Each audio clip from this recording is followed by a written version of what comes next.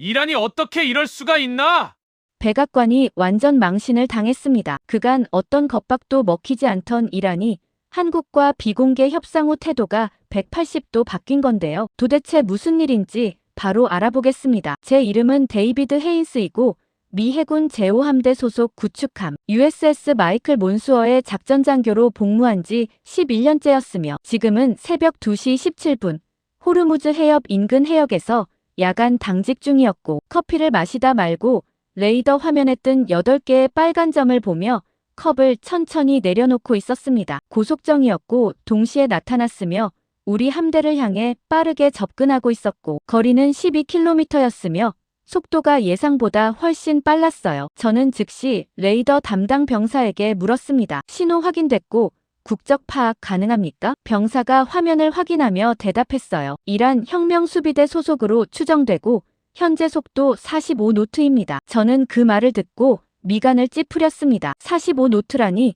일반 초계정보다 훨씬 빠른 속도였고 이건 단순 정찰이 아니라 공격 의도가 명백했으며 동시에 8척이라는 숫자도 조직적인 작전 구조를 의미했어요. 그 순간 상공 감시 담당자가 급히 소리쳤습니다. 소령님 드론 신호 포착됐고 총 12대입니다. 저는 즉시 화면을 전환했고 레이더 상부에 작은 점들이 나타나기 시작했으며 고도가 낮았고 속도도 빨랐어요. 저는 숨을 깊게 들이마시며 상황을 정리하기 시작했습니다. 고속정 8척과 드론 12대가 동시에 접근하고 있었고 이건 우연이 아니라 계획된 다층 공격이었으며 우리는 지금 교전 직전 상태로 들어가고 있었어요. 그때 통신 채널에서 BBC 뉴스 속보 신호가 겹쳐 들렸고 아나운서 목소리가 명확하게 들렸습니다. 이란 정부 대변인이 호르무즈 해협 통제권 포기 없다고 재확인했고 미국 측 협상 요구 전면 거부했습니다. 저는 그 방송을 듣고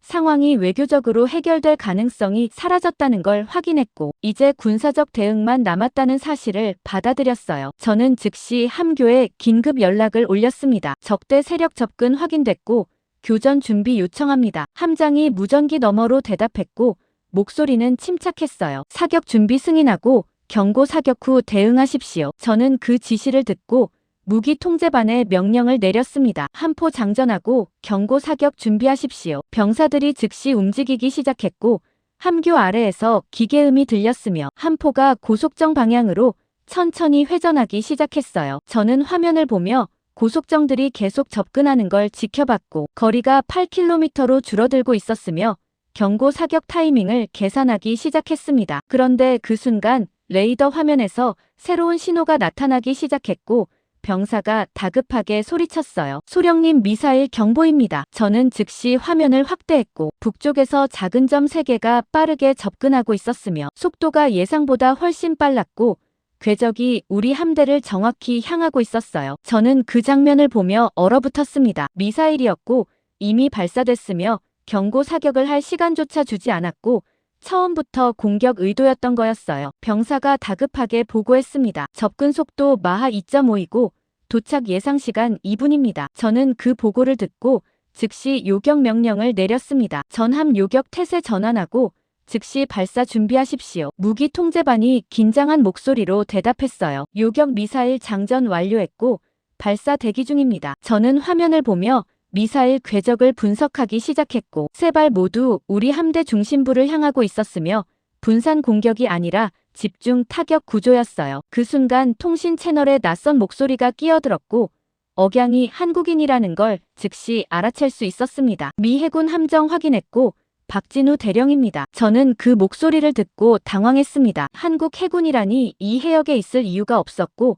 사전 통보도 없었으며 갑자기 끼어든 거였어요. 저는 무전기를 들어 짧게 대답했습니다. 미 해군 헤인스 소령이고 현재 교전 직전 상태입니다. 박진우가 침착하게 말했어요. 파악했고 지금 방식으론 전부 맞습니다. 저는 그 말을 듣고 미간을 찌푸렸습니다. 전부 맞는다니 무슨 근거로 그런 판단을 내리는지 알 수 없었고 우리는 표준 요격 절차를 따르고 있었으며 성공률이 높은 검증된 방식이었어요. 저는 무전기에 대고 단호하게 말했습니다. 표준 절차 진행 중이고 추가 조언 불필요합니다. 박진우가 잠시 침묵하다가 다시 말했습니다. 미사일 속도 재확인 바라고 기존 요격 타이밍으론 늦습니다. 저는 그 경고를 듣고 화면을 다시 확인했지만 속도는 이미 파악한 수치와 동일했고 요격 타이밍도 계산된 범위 안에 있었으며 그의 경고가 과장이라고 판단했어요. 저는 무전기를 내려놓고 무기 통제반에 명령했습니다. 기존 절차 유지하고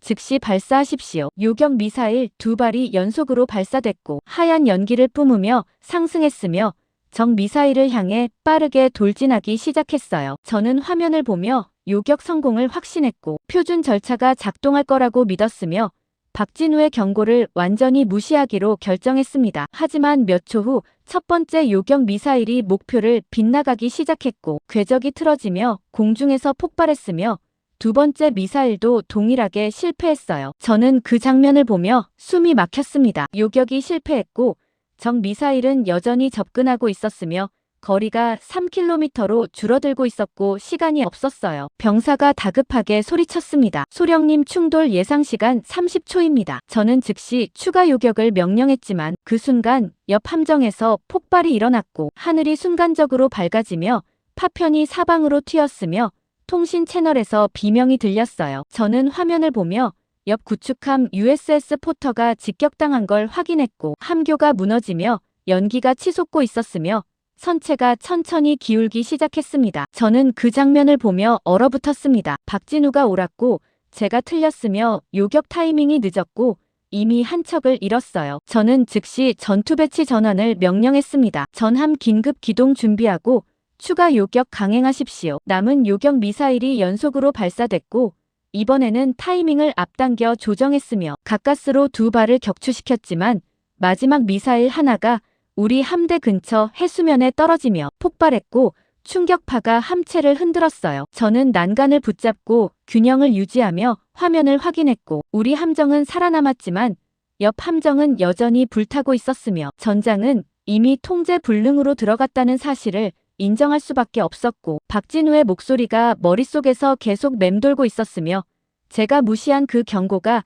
이제야 무게로 다가오기 시작했습니다. 저는 옆 구축함이 불타는 모습을 화면으로 지켜보며 즉시 피해 상황 보고를 요청했고 통신 채널에서 혼란스러운 목소리들이 겹쳐 들렸으며 USS 포터의 함장이 침수 진행 중이라는 긴급 메시지를 보내왔고 구조 요청이 연속으로 들어오기 시작했습니다. 저는 그 보고를 듣고 구조작전을 준비하려 했지만 그 순간 상부에서 긴급 명령이 하달됐고 통신 장교가 제게 전달했어요. 소령님 백악관에서 직접 명령 들어왔습니다. 저는 즉시 헤드셋을 착용했고 암호화된 채널을 통해 도널드 트럼프 대통령의 목소리가 명확하게 들렸으며 그는 단호하게 말했습니다. 불응 선박 즉각 사격 허가하고 도주 시도 선박 전부 납포하십시오. 저는 그 명령을 듣고 잠시 망설였습니다. 즉각 사격이라니 경고 절차도 생략하라는 뜻이었고 도주 선박까지 납포하라는 건 교전 규칙을 완전히 바꾸는 거였으며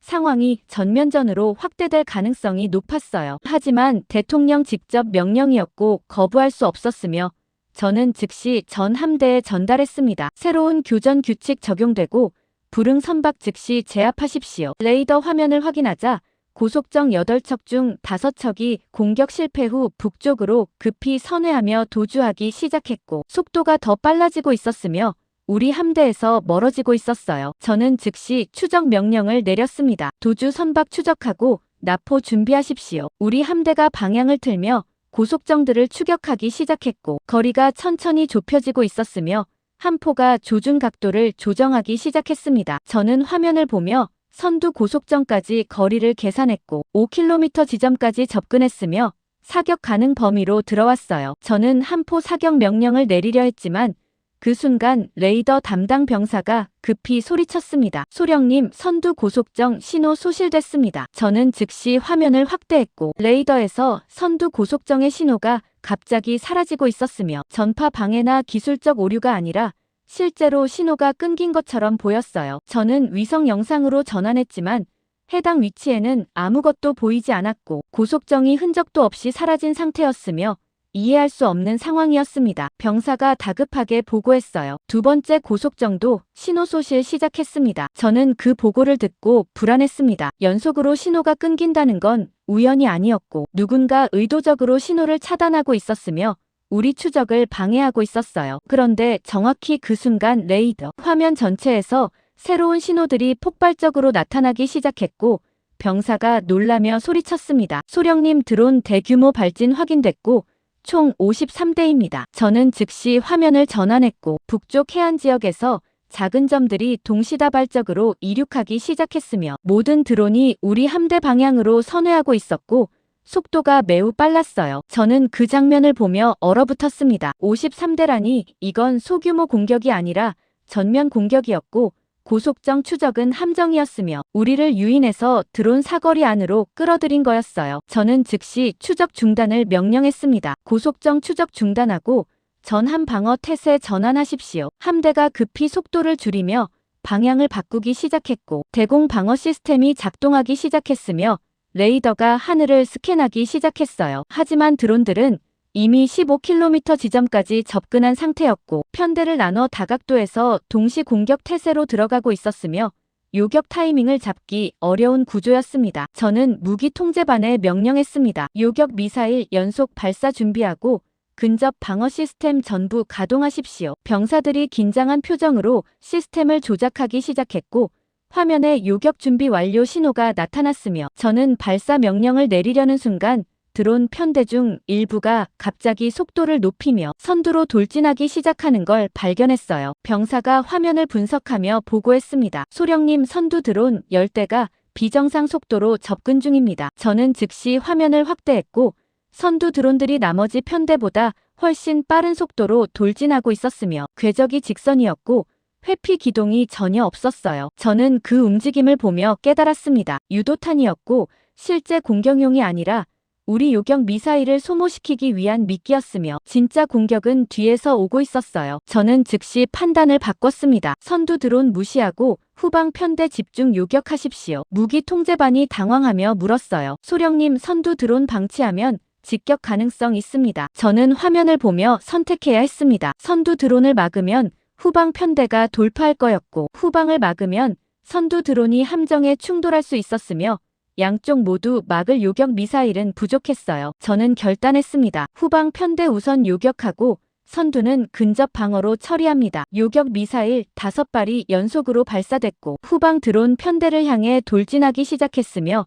공중에서 폭발이 연쇄적으로 일어나기 시작했어요. 하지만 동시에 선두 드론 10대가 우리 함대까지 3km 지점까지 접근했고 근접 방어 시스템이 작동하기 시작했으며 하늘에서 수천 발의 탄환이 쏟아지기 시작했습니다. 저는 화면을 보며 선두 드론 중 6대가 격추되는 걸 확인했지만 남은 4대는 여전히 살아남아 함정을 향해 하강하고 있었고 충돌까지 남은 시간은 10초도 되지 않았어요. 저는 즉시 긴급 기동 명령을 내렸습니다. 전함 우현 30도 회피하십시오. 함정이 급격히 방향을 틀며 드론 궤적에서 벗어나기 시작했고 남은 드론 4대가 우리 함정을 스쳐 지나가며 해수면에 충돌했으며 폭발이 일어났지만 직격은 피했어요. 하지만 그 순간 후방 편대에서 요격을 뚫고 살아남은 드론 15대가 우리 함대를 향해 최종 돌진을 시작했고 거리가 2km로 줄어들고 있었으며 저는 남은 요격 미사일을 확인했지만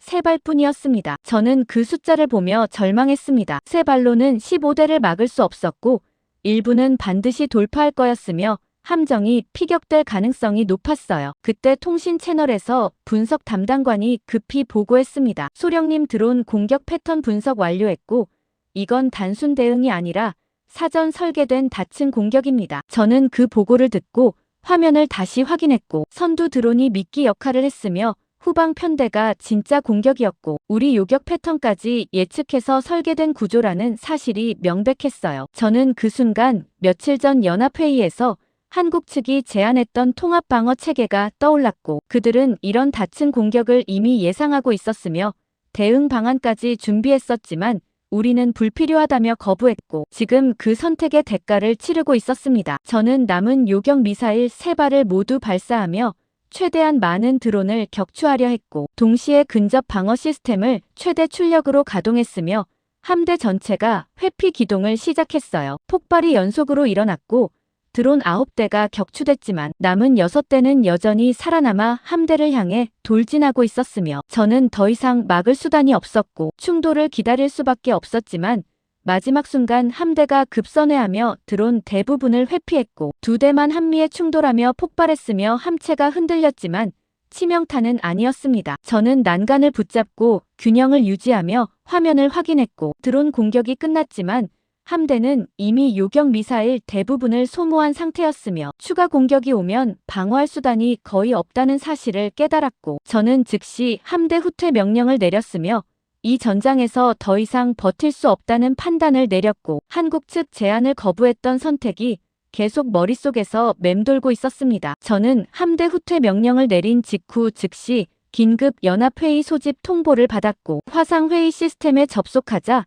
미 중부 사령부 작전실 내부가 나타났으며 장성 5명이 테이블에 앉아 저를 내려다보고 있었고 그 옆에 한국 해군 장교 한 명이 서 있는 모습이 보였습니다. 저는 최대한 침착하게 지난 3시간 동안의 교전 상황을 보고하기 시작했고 첫 번째 미사일 공격에서 USS 포터가 격침당한 과정부터 고속정 추적 중 드론, 대규모 공격까지 순서대로 설명했으며 마지막으로 다층 공격 패턴이 사전 설계된 구조라는 분석 결과까지 언급했어요. 화면 속 장성 중 한 명이 저를 보며 차갑게 물었습니다. 헤인스 소령 후퇴 결정은 누가 승인했습니까? 저는 그 질문을 듣고 잠시 망설였습니다. 승인 없이 제가 독단으로 결정했고 상황이 긴박해서 보고할 시간이 없었으며 함대를 보존하기 위한 선택이었어요. 저는 조심스럽게 대답했습니다. 현장 판단으로 결정했고 추가 공격 시 방어 불가능 상태였습니다. 장성이 불쾌한 표정으로 말했어요. 후퇴는 약점 노출이고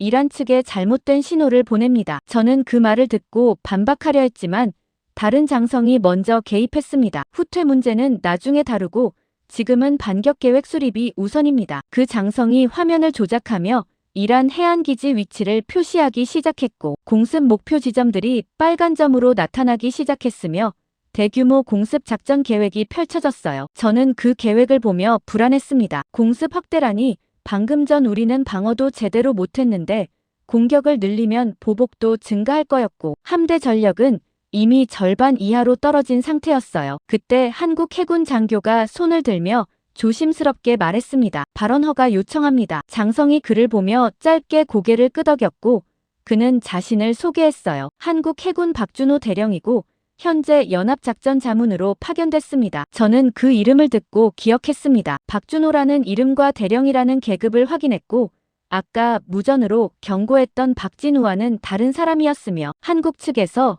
여러 명이 이 해역에 배치되어 있다는 뜻이었어요. 박준호가 화면을 가리키며 침착하게 말했습니다. 현재 방공 체계로는 3분 이상 방어 불가능하고 구체적 수치 제시 가능합니다. 그는 자신이 가져온 데이터를 화면에 띄우기 시작했고 우리 함대의 요격 미사일 잔여량과 재장전 시간과 드론 접근 속도를 교차 분석한 그래프가 나타났으며 정확히 3분 15초 지점에서 방어 한계선이 표시되어 있었어요. 저는 그 그래프를 보며 놀랐습니다. 수치가 예상보다 정확했고 우리 내부 데이터와 거의 일치했으며 그는 우리 전력 상태를 정확히 파악하고 있었어요. 하지만 장성 중 한 명이 그 데이터를 보며 냉소했습니다. 박 대령, 이건 과장된 수치이고 우리 방공 체계는 검증됐습니다. 박준호가 침착하게 대답했어요. 검증은 단일 공격 기준이고 다층 동시 공격에서는 적용 불가능합니다. 장성이 불쾌하게 말했습니다. 우리가 수십 년간 운용한 시스템을 며칠 분석한 데이터로 판단할 순 없습니다. 저는 그 대화를 들으며 선택해야 했습니다. 박준호의 데이터를 지지할지 아니면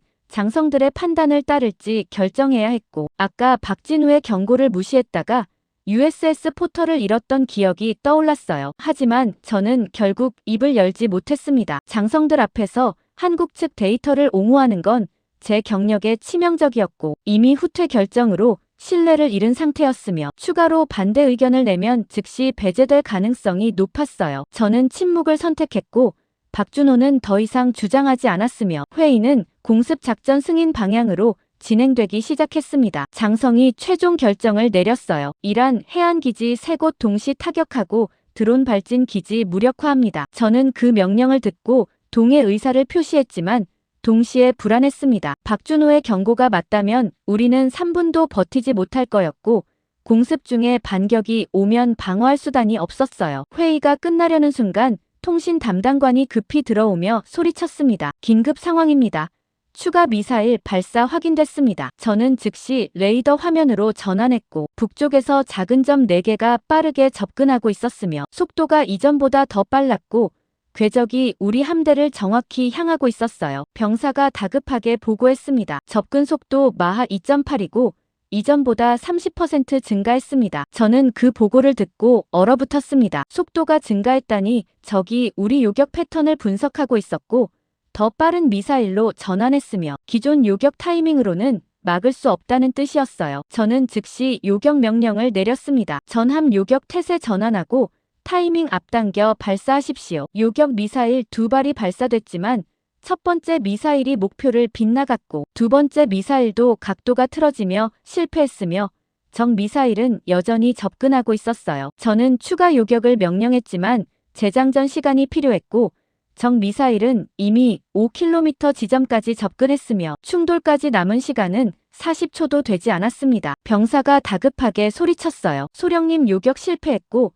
근접 방어로 전환합니다. 저는 화면을 보며 근접 방어 시스템이 작동하기 시작하는 걸 확인했고 하늘에서 탄환이 쏟아지기 시작했으며 첫 번째 미사일이 격추됐지만 남은 3발은 여전히 살아남아 함대를 향해 돌진하고 있었어요. 저는 긴급 기동 명령을 내렸고 함대가 급격히 방향을 틀기 시작했으며 두 번째 미사일이 우리 함정을 스쳐 지나가며 해수면에 떨어졌지만 세 번째와 네 번째 미사일은 여전히 추적하고 있었고 거리가 1km로 줄어들고 있었습니다. 그 순간 분석 담당관이 급히 보고했어요. 소령님 미사일 궤적 분석 결과 적이 우리 회피 패턴 학습하고 있습니다. 저는 그 보고를 듣고 충격을 받았습니다. 실시간 학습이라니 적은 우리가 움직이는 걸 보며 즉시 대응하고 있었고 회피 기동조차 예측당하고 있었으며 이건 단순 공격이 아니라 지능형 작전이었어요. 저는 화면을 보며 마지막 2발의 미사일이 함대를 향해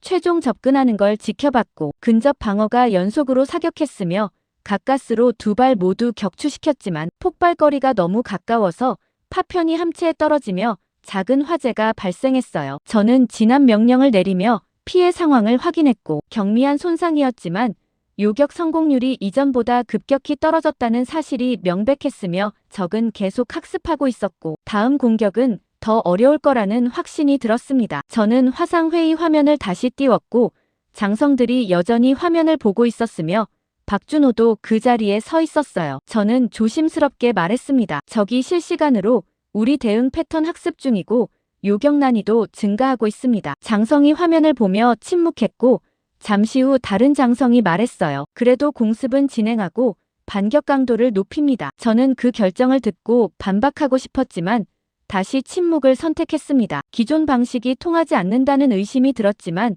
명령을 거부할 용기는 없었고 박준호를 보니 그는 아무 말 없이 고개를 숙이고 있었으며 저는 추가 교전 준비 명령을 받아들였고 회의가 종료됐지만 화면 속에서 박준호가 마지막으로 저를 보며 짧게 말했던 표정이 계속 머릿속에 남아있었고 그 눈빛 속에는 이미 결과를 알고 있다는 확신이 담겨 있었으며 저는 그걸 무시하기로 선택했지만 불안은 계속 커지고 있었습니다. 저는 회의 종료 직후 즉시 함교로 복귀했고 공습 작전 준비 명령이 하달되기 시작했으며 우리 함대는 이란 해안기지 3곳을 동시에 타격하기 위해 발사 위치로 이동하기 시작했고 순양함 USS 챈슬러스빌과 구축함 USS 스톡데일이 함께 작전에 투입됐습니다. 저는 레이더 화면을 보며 목표 지점까지 거리를 확인했고 80km 지점이었으며 순항 미사일 사거리 안에 들어와 있었고 발사 준비가 완료되기 시작했어요. 무기 통제반이 보고했습니다. 소령님 토마호크 미사일 장전 완료했고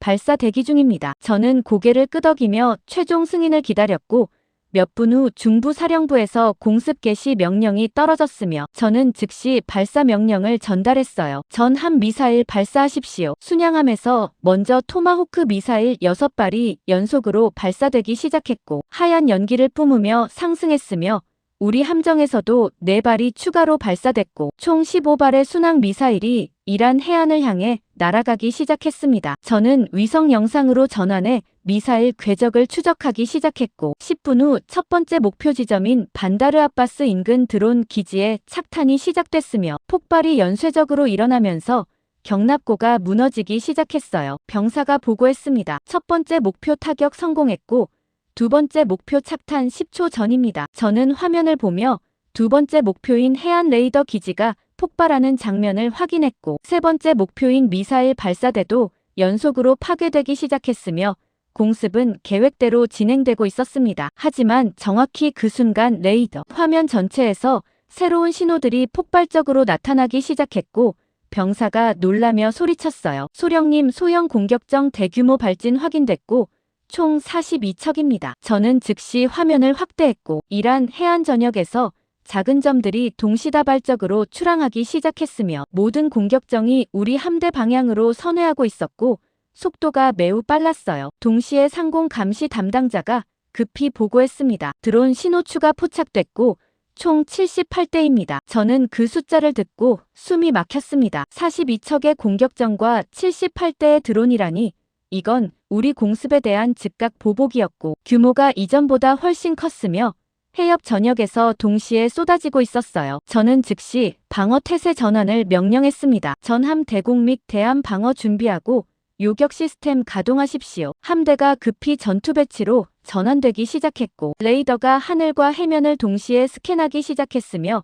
요격 미사일과 함포가 준비 상태로 들어갔어요. 하지만 저는 즉시 문제를 발견했습니다. 공격과 방어를 동시에 유지해야 했고 전력이 분산될 수밖에 없었으며 드론을 막으면 공격정 대응이 늦어지고 공격정을 막으면 드론이 돌파할 거였어요. 저는 우선순위를 정해야 했습니다. 드론 우선 요격하고 공격정은 함포로 대응하십시오. 요격 미사일이 연속으로 발사되기 시작했고 하늘에서 폭발이 일어나며 드론들이 격추되기 시작했지만 동시에 공격정들이 15km 지점까지 접근했으며 함포 사거리 안으로 들어오기 시작했어요. 저는 함포 사격 명령을 내렸고 5인치 함포가 작동하기 시작했으며 포탄이 연속으로 발사되면서 바다 위에서 물기둥이 솟구치기 시작했지만 공격정들이 빠른 속도로 지그재그 기동을 하며 회피하고 있었고 명중률이 낮았습니다. 병사가 다급하게 보고했어요. 함포 명중률 20% 미만이고 공격정 계속 접근 중입니다. 저는 화면을 보며 공격정들이 10km 지점까지 접근하는 걸 확인했고 일부는 대함 미사일 발사 준비 자세로 들어가고 있었으며 위협이 급격히 증가하고 있었어요. 그 순간 드론 편대 중 일부가 요격망을 뚫고 함대까지 3km 지점까지 접근했고 근접 방어 시스템이 작동하기 시작했으며 하늘에서 탄환이 쏟아지기 시작했지만 드론 숫자가 너무 많아서 일부는 계속 살아남고 있었습니다. 저는 선택해야 했습니다. 드론 방어에 집중하면 공격정이 미사일을 쏠 거였고 공격정 제압에 집중하면 드론이 함정에 충돌할 거였으며 양쪽 모두 막을 전력은 부족했어요. 저는 결단했습니다. 함대 분리해서 일부는 드론 방어하고 일부는 공격정 대응하십시오. 함대가 두 그룹으로 나뉘며 각자 목표를 분담하기 시작했고 USS 챈슬러스빌이 드론 요격을 담당했으며 우리 함정과 USS 스톡데일이 공격정 제압을 맡았어요. 하지만 전력 분산으로 인해 요격 타이밍이 늦어지기 시작했고 드론 일부가 USS 챈슬러스빌을 향해 돌진했으며 근접 방어가 작동했지만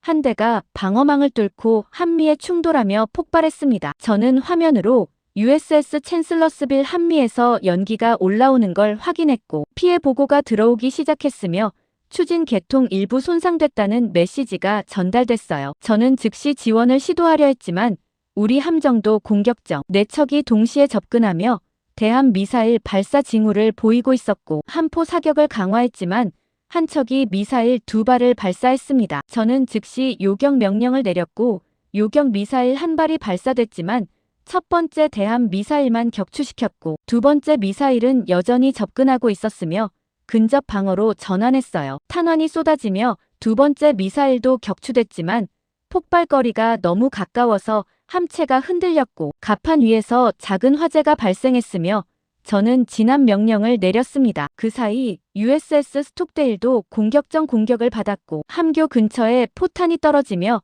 통신 장비 일부가 손상됐다는 보고가 올라왔으며 함대 전체가 동시다발적 공격에 시달리고 있었어요. 저는 레이더를 확인했고 아직 남은 드론이 40여 대였으며 공격정도 30척 이상 살아남아 있었고 우리 요격 미사일은 절반 이하로 줄어든 상태였습니다. 그때 통신 담당관이 급히 보고했어요. 소령님, 신호 분석 결과 공격 주체가 이란 혁명수비대 강경파 독자 작전으로 확인됐습니다. 저는 그 보고를 듣고 얼어붙었습니다. 독자 작전이라니 정부 통제 밖에서 움직이고 있었고 외교 협상과 무관하게 공격이 계속될 거였으며 우리가 공습을 강화할수록 보복도 증가하는 악순환 구조였어요. 저는 화면을 보며 깨달았습니다. 작전 방식 자체를 바꿔야 했고 공격을 늘리는 게 아니라 방어를 강화해야 했으며 기존 전술로는 이 전쟁을 끝낼 수 없었어요. 저는 즉시 상부에 긴급 보고를 올렸습니다. 작전 방식 변경 필요하고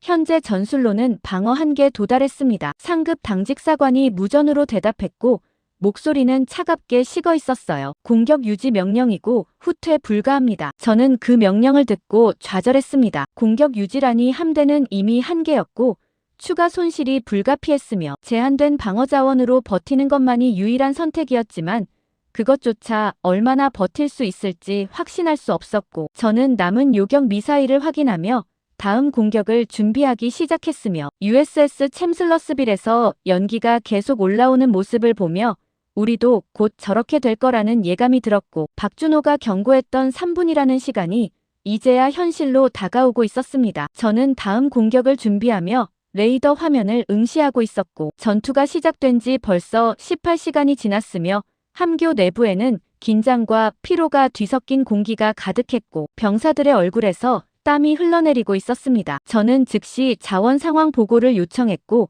보급 담당관이 화면을 띄우며 침울한 표정으로 말했어요. 소령님, 연료 잔량 45%이고 요격 미사일 17발 남았습니다. 저는 그 숫자를 듣고 얼어붙었습니다. 17발이라니 초반 장전량의 3분의 1도 되지 않았고 추가 공격이 오면 몇 번 막지 못할 거였으며 연료도 절반 이하로 떨어진 상태였어요. 저는 요격 가능 횟수를 계산하기 시작했고 드론 편대 한 번 방어하는데 평균 6발이 소모됐으며 미사일 공격 방어에는 최소 4발이 필요했고 남은 미사일로는 3번 정도만 방어할 수 있다는 결론이 나왔습니다. 저는 방어 우선순위를 재조정하기 시작했고 함대 핵심 전력 보호를 최우선으로 설정했으며 USS 챈슬러스빌은 이미 손상된 상태라 방어 순위를 낮출 수밖에 없었어요. 그런데 정확히 그 순간 레이더 담당 병사가 급히 소리쳤습니다. 소령님, 대형 선박 신호 포착됐고 속도 비정상적으로 증가 중입니다. 저는 즉시 화면을 전환했고 북동쪽에서 큰 점 하나가 나타나고 있었으며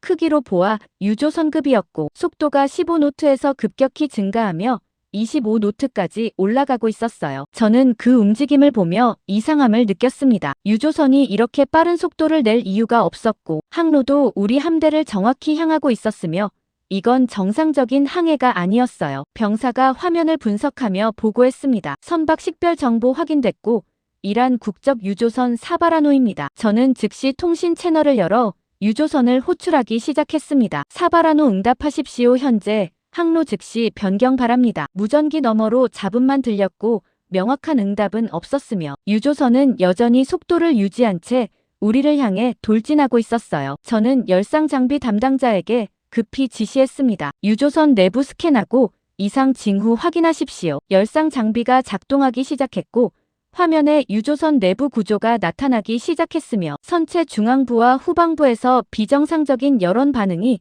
다수 포착됐어요. 담당자가 긴장한 목소리로 말했습니다. 소령님, 폭발물로 추정되는 열원 최소 12개 확인됐고 배치가 선체 전역에 분산되어 있습니다. 저는 그 보고를 듣고 숨이 막혔습니다. 폭발물이라니 유조선 전체가 거대한 폭탄으로 개조된 상태였고 우리 함대를 향해 돌진하고 있었으며 충돌하면 함대 전체가 날아갈 거였어요. 저는 즉시 거리를 확인했고 8km였으며 현재 속도로는 15분 안에 도달할 거였고 시간이 없었습니다. 그때 열상 담당자가 추가로 보고했어요. 소령님, 선체 내부에서 사람 형체 확인됐고 최소 15명 이상입니다. 저는 그 말을 듣고 얼어붙었습니다. 민간인이었고 승무원들이 그대로 남아있었으며 폭발물과 함께 갇혀 있었어요. 저는 선택해야 했습니다. 유조선을 공격해서 폭파시키면 민간인이 전부 사망할 거였고 방치하면 함대가 전멸할 거였으며 양쪽 모두 참혹한 결과였어요. 저는 즉시 상부에 긴급 보고를 올렸습니다. 대형 유조선 자폭 공격 확인됐고 민간인 승무원 포함 상태이며 즉시 지시 요청합니다. 상급 당직사관이 무전으로 대답했고 목소리는 망설이고 있었어요. 상황 파악 중이고 잠시 대기하십시오. 저는 그 대답을 듣고 화가 났습니다. 대기라니 유조선은 지금 당장 접근하고 있었고 결정을 미룰 시간이 없었으며 매 초마다 거리가 줄어들고 있었어요. 저는 레이더를 확인했고 유조선이 7km 지점까지 접근했으며 속도가 30노트까지 증가하고 있었고 누군가 엔진을 최대 출력으로 가동하고 있었습니다. 병사가 다급하게 보고했습니다. 충돌 예상 시간 12분이고 계속 가속 중입니다. 저는 화면을 보며 유조선 내부를 다시 스캔했고 폭발물 배치가 전문적이었으며 선체 핵심 구조물마다 정확히 설치되어 있었고 폭발 시 최대 피해를 내도록 설계된 구조였어요. 저는 한 포로 선체를 타격하는 방안을 검토했지만 폭발물이 즉시 기폭될 가능성이 높았고 그 거리에서 폭발하면 우리 함대도 충격파 범위 안에 들어갈 거였으며 위험했습니다. 그때 상급 당직사관이 다시 무전으로 연락했어요. 결정 보류하고 추가 검토 진행합니다. 저는 그 말을 듣고 믿을 수 없었습니다. 추가 검토라니 유조선은 계속 접근하고 있었고 지휘부는 여전히 결정을 미루고 있었으며 책임을 회피하고 있었어요. 저는 레이더를 확인했고 유조선이 6km 지점까지 접근했으며 속도가 여전히 증가하고 있었고 남은 시간은 9분도 되지 않았습니다. 저는 마지막 수단을 검토하기 시작했습니다. 근접 차단 작전이었고 헬기를 투입해서 직접 유조선에 접근한 뒤 폭발물을 제거하거나 엔진을 정지시키는 방법이었으며 위험했지만 민간인을 살리면서 함대를 지킬 수 있는 유일한 방법이었어요. 저는 항공작전 담당자에게 물었습니다. 헬기 투입 가능 시간은요? 담당자가 화면을 확인하며 대답했어요. 이륙 준비 3분 필요하고 유조선 도착까지 5분입니다. 저는 그 시간을 계산했습니다. 총 8분이었고 유조선 충돌까지 남은 시간은 9분이었으며 간신히 가능한 타이밍이었지만 작전 성공 보장은 없었어요. 그 순간 통신 채널에서 익숙한 목소리가 들렸고 박준호였습니다. 미 해군 함정 확인했고 유조선 상황 파악하고 있습니다. 저는 즉시 무전기를 들고 대답했어요. 박 대령 민간인 포함 유조선 자폭 공격이고 해결 방안 없습니다. 박준호가 침착하게 말했습니다. 근접 차단 가능하고 직접 투입 준비 중입니다. 저는 그 말을 듣고 당황했습니다. 직접 투입이라니 박준호가 헬기로 유조선에 접근하겠다는 뜻이었고 극도로 위험한 작전이었으며 실패하면 그도 함께 폭발에 휘말릴 거였어요. 저는 무전기에 대고 조심스럽게 말했습니다. 박 대령 위험도 높고 성공 보장 없습니다. 박준호가 잠시 침묵하다가 대답했어요. 알지만 유일한 방법이고 즉시 출발합니다. 저는 그 대답을 듣고 선택해야 했습니다. 박준호의 작전을 허용할지 아니면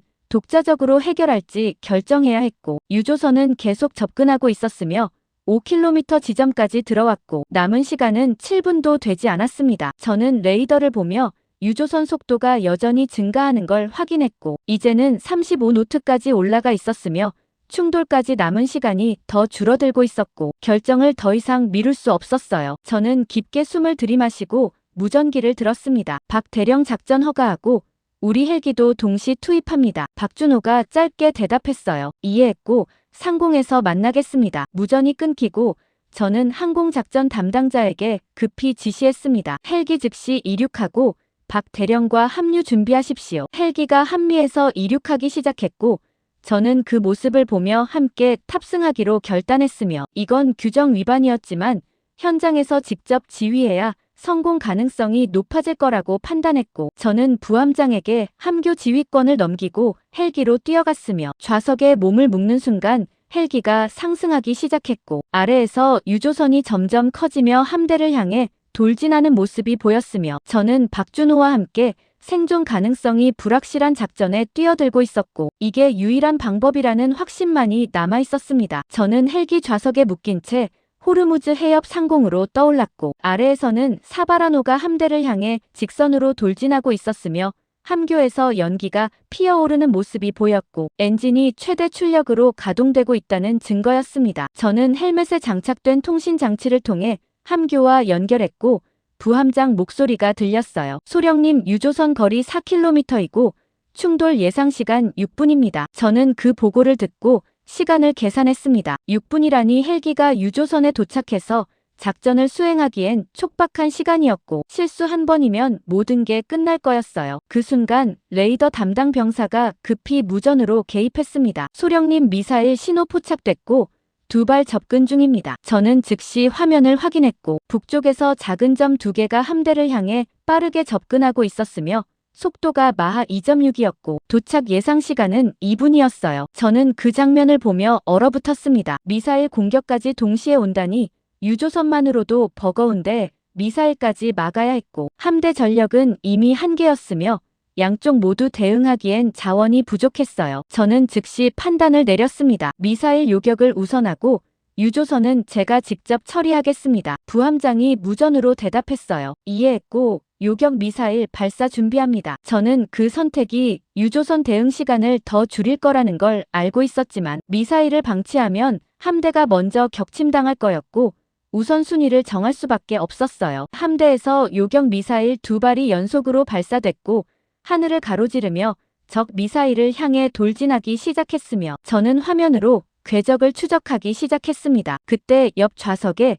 박준호가 탑승한 한국 헬기가 나란히 비행하는 모습이 보였고 그는 창문 너머로 저를 보며 고개를 끄덕였으며 저도 손을 들어 신호를 보냈어요. 박준호가 통신 채널로 들어왔습니다. 헤인스 소령 유조선까지 3분 남았고 착륙 지점 조율 필요합니다. 저는 즉시 열상 화면을 공유하며 대답했어요. 선체 중앙부 갑판이 가장 안전하고 그쪽으로 진입합니다. 박준호가 침착하게 말했습니다. 이해했고 동시 착륙 시도합니다. 두 헬기가 유조선을 향해 고도를 낮추기 시작했고 바다 위를 스치듯 날아가며 접근하고 있었으며 유조선 갑판이 점점 커지기 시작했어요. 그런데 그 순간 함대에서 첫 번째 요격이 실패했다는 보고가 들렸고 부함장이 다급하게 말했습니다. 첫 번째 미사일 빗나갔고 두 번째 요격 시도합니다. 저는 그 보고를 듣고 불안했습니다. 요격이 실패하면 미사일이 함대에 직격할 거였고 USS 챈슬러스빌은 이미 손상된 상태라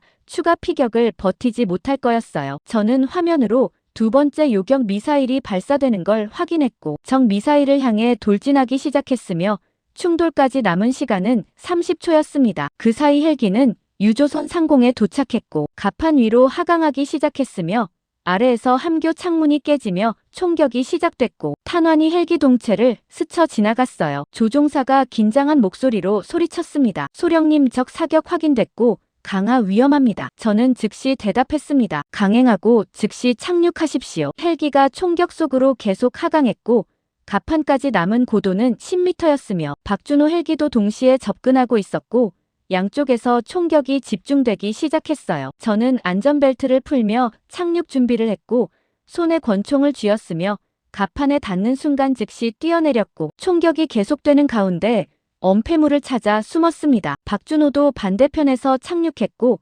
그의 팀원 2명이 함께 내렸으며 즉시 교전이 시작됐고 갑판 위에서 총성이 울려 퍼지기 시작했어요. 저는 엄폐물 뒤에서 함교 방향을 확인했고 무장 인원 3명이 창문 너머로 사격하고 있었으며 조종실을 장악하려면 그들을 제압해야 했습니다. 그때 함대에서 무전이 들어왔고 부함장이 급히 말했어요. 소령님 두 번째 요격 성공했고 미사일 격추 확인됐습니다. 저는 그 보고를 듣고 안도했습니다. 미사일은 막았고 이제 유조선만 처리하면 됐으며 시간은 여전히 촉박했지만 가능성은 남아있었어요. 저는 박준호에게 무전으로 말했습니다. 박 대령 함교 진입 경로 확보 필요하고 엄호 요청합니다. 박준호가 침착하게 대답했어요. 이해했고 좌측에서 압박 시작합니다. 박준호 팀이 좌측에서 총격을 시작했고 적 사격이 그쪽으로 집중되기 시작했으며 저는 그 틈을 이용해 우측으로 이동하기 시작했고 함교 입구까지 거리를 좁혔습니다. 저는 함교 문을 열고 내부로 진입했고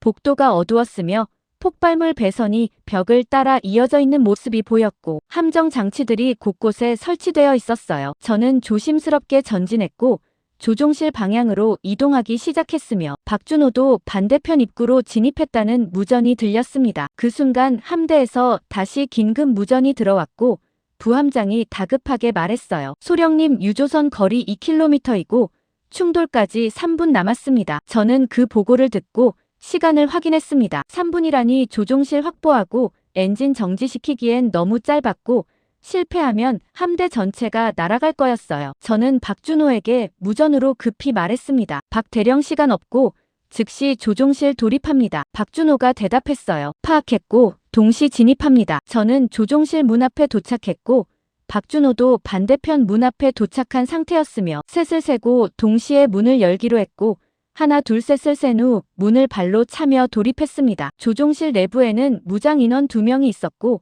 한 명은 조타 장치를 잡고 있었으며 다른 한 명은 즉시 총을 들어 저를 향해 쏘기 시작했고 저는 바닥으로 구르며 반격했어요. 총성이 울려 퍼졌고 박준호도 반대편에서 진입하며 사격을 시작했으며 적 한 명이 쓰러졌고 나머지 한 명은 조타 장치를 놓지 않은 채 항로를 유지하고 있었습니다. 저는 그를 향해 돌진했고 몸으로 밀어내며 조타 장치에서 떼어냈으며 바닥에 쓰러뜨렸고 박준호가 즉시 그를 제압했어요. 저는 조타 장치를 잡고 방향을 틀려고 했지만 그 순간 박준호가 제 장비 화면을 끊고 자신이 가져온 휴대용 단말기를 제 헬멧에 연결했고 화면이 전환되며 새로운 데이터가 나타나기 시작했습니다. 기존 레이더에 잡히지 않던 폭발물 배치 구조가 상세하게 드러났고 각 폭발물마다 신호선이 연결되어 있는 모습이 보였으며 조종 신호도 실시간으로 추적되고 있었어요. 박준호가 침착하게 말했습니다. 원격이 아니고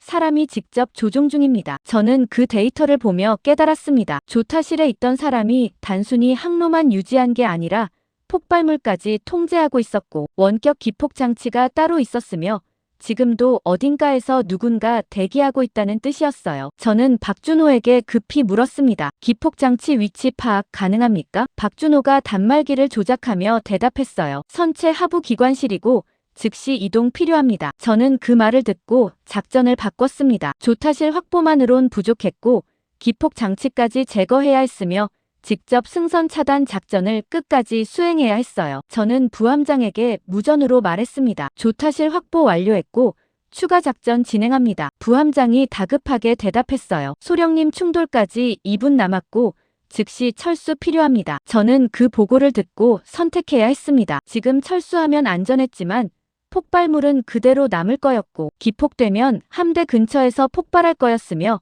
박준호와 함께 끝까지 가야 했어요. 저는 무전기에 대고 단호하게 말했습니다. 작전 계속하고 기폭장치 제거합니다. 박준호가 저를 보며 고개를 끄덕였고 우리는 조타실을 나와 선체 하부로 향하는 계단으로 뛰어가기 시작했으며 총격 속으로 다시 진입하고 있었고 함대와의 거리는 계속 줄어들고 있었으며 남은 시간은 100초도 되지 않았고 저는 박준호와 함께 폭발 직전에 유조선 깊숙이 들어가고 있었습니다. 저는 박준호와 함께 조타실을 나와 선체 하부로 향하는 계단을 빠르게 내려가기 시작했고 복도 양쪽 벽을 따라 폭발물 배선이 거미줄처럼 이어져 있었으며 곳곳에 트리바이어가 설치되어 있어서 한 발 한 발 조심스럽게 움직여야 했습니다. 저는 헬멧에 장착된 조명으로 바닥을 비추며 전진했고 박준호는 단말기를 들고 폭발물 배치 구조를 실시간으로 분석하고 있었으며 기관실까지 거리가 40m 정도 남았다는 표시가 나타났어요. 그때 함대에서 무전이 들어왔고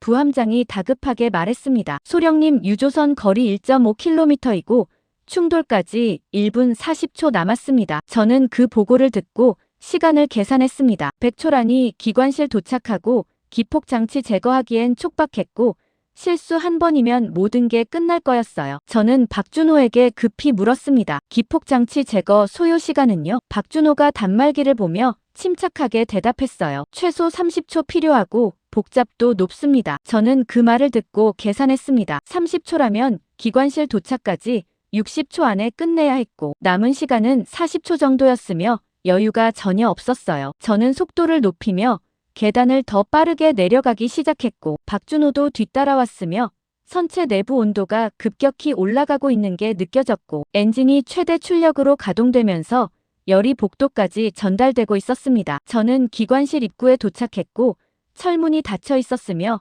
안쪽에서 기계음이 들렸고 누군가 아직 내부에 있다는 증거였어요. 저는 문을 열려고 손잡이를 잡았지만 잠겨 있었고 강제로 열어야 했으며 박준호가 폭파 장비를 꺼내기 시작했습니다. 그런데 그 순간 저는 문 틈새로 보이는 배선 하나를 발견했고 트리바이어였으며 문을 강제로 열면 즉시 폭발할 구조였어요. 저는 박준호를 급히 막으며 말했습니다. 문에 폭발물 연결됐고 강제 개방 불가능합니다. 박준호가 단말기로 문 구조를 스캔하기 시작했고 화면에 복잡한 배선도가 나타났으며 트리바이어가 3개나 연결되어 있었고 하나만 건드려도 기폭될 구조였어요. 저는 그 화면을 보며 선택해야 했습니다. 문을 우회할 방법을 찾을지 아니면 배선을 직접 제거할지 결정해야 했고 시간은 계속 흘러가고 있었어요. 박준호가 침착하게 말했습니다. 배선 제거 시도하고 30초 필요합니다. 저는 함대 무전을 확인했고 충돌까지 남은 시간이 1분 10초였으며 배선 제거에 30초를 쓰면 기폭장치 제거 시간이 부족할 거였어요. 저는 다른 방법을 찾기 시작했고 천장 환기구를 발견했으며 좁았지만 통과할 수 있을 것 같았고 배선을 건드리지 않고 우회할 수 있었습니다. 저는 박준호에게 말했어요. 환기구로 우회하고 박 대령은 배선 감시 부탁합니다. 박준호가 고개를 끄덕였고 저는 환기구 덮개를 열고 내부로 기어 들어가기 시작했으며 좁은 통로를 지나 기관실 위쪽으로 진입했고 아래를 내려다보니 무장 인원 한 명이 기폭장치 앞에 앉아있는 모습이 보였어요. 저는 조용히 권총을 꺼내고 환기구에서 뛰어내렸으며 착지와 동시에 그를 제압했고 총을 빼앗아 옆으로 던졌으며 바닥에 쓰러뜨렸습니다. 그 순간 박준호가 문을 열고 들어왔고 기폭장치를 확인하기 시작했으며 복잡한 회로가 연결되어 있는 모습이 보였고 타이머가 작동하고 있었어요. 저는 타이머를 확인했고 1분이 남아 있었으며 충돌 시각과 정확히 일치했고 누군가 충돌과 동시에 폭발하도록 설정해 놓은 거였습니다. 박준호가 단말기로 회로를 분석하기 시작했고 화면에 복잡한 다이어그램이 나타났으며 그는 조심스럽게 말했어요. 단일 장치 아니고 분산 제어 시스템입니다. 저는 그 말을 듣고 당황했습니다. 분산 제어라니 한 곳만 제거해서는 안 됐고 여러 지점을 동시에 처리해야 했으며 시간이 더 필요했어요. 저는 박준호에게 급히 물었습니다. 전부 제거 가능합니까? 박준호가 단말기를 보며 침착하게 대답했습니다. 전부는 불가능하고 핵심만 차단합니다. 저는 그 말을 듣고 선택을 믿기로 했습니다. 박준호가 핵심이라고 판단한 부분만 제거하면 최소한 폭발을 막을 수 있을 거였고 시간도 절약할 수 있었어요. 박준호가 회로 중 특정 부분을 지목하며 말했습니다. 조종실 확보만으론 부족하고 추진 개통 먼저 차단 필요합니다. 저는 그 말을 듣고 깨달았습니다. 폭발물을 전부 해체하는 게 아니라 엔진을 먼저 정지시켜서 충돌을 막은 다음 폭발물을 처리해야 했고 우선순위가 바뀐 거였어요. 저는 즉시 조종실로 무전을 보냈습니다. 엔진 정지 시도하고 외부 제어 차단 필요합니다. 하지만 조종실에서 대답이 없었고 통신이 끊긴 상태였으며 아까 제압했던 인원 중 누군가 다시 일어나 시스템을 잠근 것 같았어요. 저는 박준호에게 말했습니다. 조종실 재확보 필요하고 제가 다시 올라갑니다. 박준호가 저를 보며 침착하게 말했어요. 시간 없고 여기서 직접 차단 가능합니다. 그는 단말기를 조작하며 기관실 제어 패널을 해킹하기 시작했고 화면에 복잡한 코드가 나타나기 시작했으며 엔진 제어 시스템에 접근하고 있었습니다. 저는 그 모습을 보며 놀랐습니다. 외부에서 잠긴 시스템을 현장에서 직접 해제하고 있었고 박준호는 이미 준비해온 도구와 지식으로 상황을 돌파하고 있었어요. 그때 함대에서 무전이 들어왔고 부함장이 절박하게 말했습니다. 소령님 충돌까지 40초이고 즉시 이탈 권고합니다. 저는 그 보고를 듣고 박준호를 봤고 그는 여전히 시스템을 해킹하고 있었으며 멈출 기색이 없었어요. 저는 선택해야 했습니다. 지금 철수하면 살 수 있었지만 함대는 유조선과 충돌할 거였고 박준호와 함께 남으면 성공 가능성이 있었지만 실패하면 함께 폭발에 휘말릴 거였어요. 저는 권총을 들고 기관실 입구를 향했습니다. 외부에서 접근하는 적을 막기 위해 통로를 방어하기로 했고 박준호에게 시간을 벌어주기로 했으며 철수는 선택하지 않았어요. 저는 복도로 나가 엄폐물 뒤에 숨었고 멀리서 발소리가 들렸으며 무장 인원 2명이 총을 들고 접근하고 있었고 저는 즉시 사격을 시작했습니다. 총성이 울려 퍼졌고 적 1명이 쓰러졌으며 나머지 1명은 엄폐하며 반격했고 탄환이 제 머리 위를 스쳐 지나갔어요. 저는 계속 사격하며 그를 압박했고 탄창을 교체하며 전진했으며 결국 그도 제압했지만 선체 온도는 계속 올라가고 있었고 연료 냄새가 복도에 퍼지기 시작했으며 누출이 발생하고 있다는 증거였습니다. 저는 기관실로 돌아갔고 박준호가 마지막 코드를 입력하는 모습을 봤으며 그가 엔터키를 누르는 순간 엔진음이 급격히 줄어들기 시작했고 선체 진동이 감소하기 시작했어요. 박준호가 침착하게 말했습니다. 엔진 정지 성공했고 속도 감소 시작합니다. 저는 함대에 무전으로 급히 보고했습니다. 엔진 정지 완료했고 충돌 회피 가능합니다. 부함장이 안도한 목소리로 대답했어요. 확인했고 유조선 속도 급격히 감소 중입니다. 저는 화면으로 유조선 속도를 확인했고 30노트에서 20노트로 떨어지고 있었으며 함대와의 충돌은 피할 수 있을 것 같았지만 박준호가 아직 기폭 장치를 완전히 제거하지 못했고 타이머는 여전히 작동하고 있었으며 남은 시간은 20초였고 저는 박준호 옆에 무릎을 꿇고 앉아 그가 마지막 배선을 제거하는 모습을 지켜보고 있었으며 선체 전체가 언제 폭발해도 이상하지 않은 상태였고 우리는 폭탄 위에 앉아 있었습니다. 저는 박준호 옆에 무릎을 꿇고 앉아 그가 기폭장치 배선을 하나씩 분석하는 모습을 지켜보고 있었고 타이머는 여전히 작동하며 15초를 표시하고 있었으며 선체 내부 온도는 계속 올라가고 있었고 연료 냄새가 더 진해지고 있었습니다. 박준호가 단말기로 회로 구조를 최종 확인하며 침착하게 말했어요. 핵심 기폭선 확인했고 차단 시도합니다. 저는 그가 가리킨 배선을 봤고 빨간색과 파란색 두 가닥이 복잡하게 얽혀 있었으며 둘 중 하나만 잘못 건드려도 즉시 폭발할 구조였고 선택이 중요했어요. 박준호가 도구를 꺼내 빨간색 배선 쪽으로 천천히 접근했고 저는 숨을 죽이며 그 모습을 지켜봤으며 타이머는 10초를 표시하고 있었고 심장이 빠르게 뛰고 있었습니다. 그 순간 외부에서 총격 소리가 들렸고 복도 방향에서 발소리가 빠르게 접근하고 있었으며 추가 무장 인원이 기관실로 진입하려는 것 같았어요. 저는 즉시 권총을 들고 일어나 입구를 향했고 박준호에게 말했습니다. 계속 작업하시고 외부는 제가 맡겠습니다. 박준호가 고개를 끄덕였고